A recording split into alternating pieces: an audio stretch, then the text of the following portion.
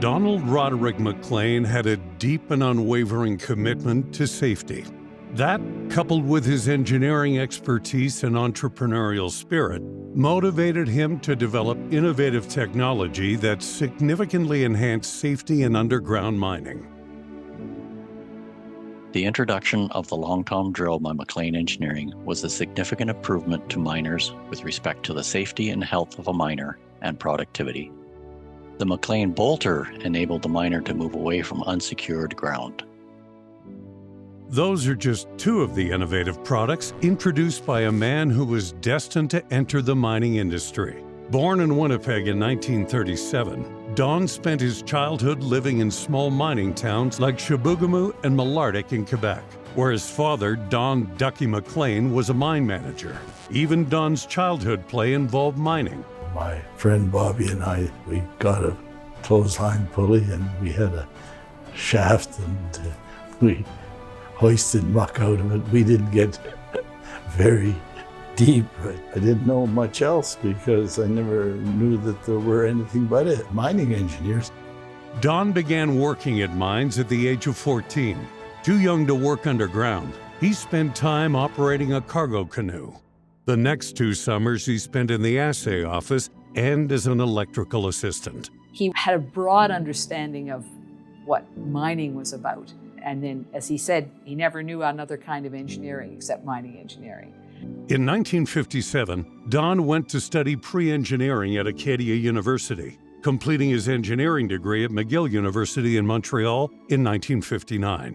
At 20, he had already obtained a job as an underground shift boss with International Nickel near Sudbury, Ontario.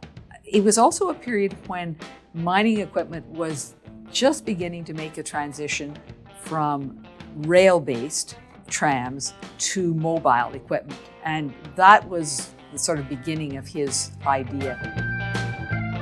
In 1967, after gaining much valuable underground experience, Don moved into equipment sales at Ingersoll Rand. Next, he moved to JMG Engineering in Thornbury, Ontario as an operations manager.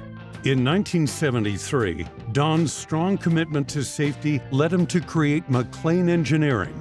It started in the barn of his apple orchard in Thornbury. They made maybe 1 machine a month. And it now has 4 plants in Ontario: Barrie, Sudbury, Collingwood, and Owen Sound. It has branches all across Canada, and it's international. So he has branches in Australia and South Africa, in Mexico, South America. After 50 years in operation, the company has grown to more than 1,200 employees with 250,000 square feet of manufacturing space. Since its inception, it has produced many innovative products like the Long Tom, Lock Holder, and Scissor Bolter, all having a profound effect on underground mining safety. One of the engineers at Cementation did a presentation.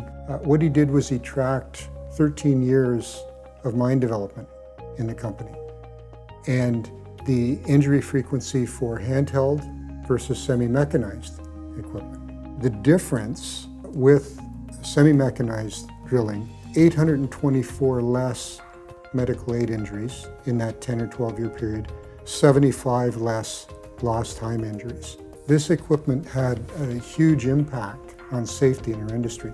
In 2015, MacLean Engineering began leading the way in the development of electric vehicles for underground mining. Battery electric equipment reduces the ventilation required underground. It reduces the carbon footprint because you're not burning diesel now. Don experienced a full circle moment when the new Odyssey mine in Malartic decided to equip itself with MacLean Engineering's electric vehicles. The underground mine that is being built at what was East Malartic Mines, where we lived, basically right where our house was located. Here his dream of bringing electric underground equipment is actually being used right where he lived and grew up as a young person. MacLean is front and center with new technology, so they're not resting on their laurels. They're moving forward. Geez, I sound like an ad for MacLean Engineering, but the best ads are usually customers, right? Don passed away in 2024, but his family continues building on his legacy with his son, 4 grandchildren, and nephew, all holding leadership roles in the company. Don's commitment to safety is still at the core of the company's culture. Don's memory lives on in the lives of people who had the privilege of knowing him. Don was clear thinking and focused on providing the right solution for each mine, never afraid to put a fresh sheet of paper on the design table. Indeed, within the last decade, well into his late 70s, Don encouraged the next generation of MacLean management to develop an entire fleet of battery electric vehicles for rock bolting and delivery of mine services on mobile platforms.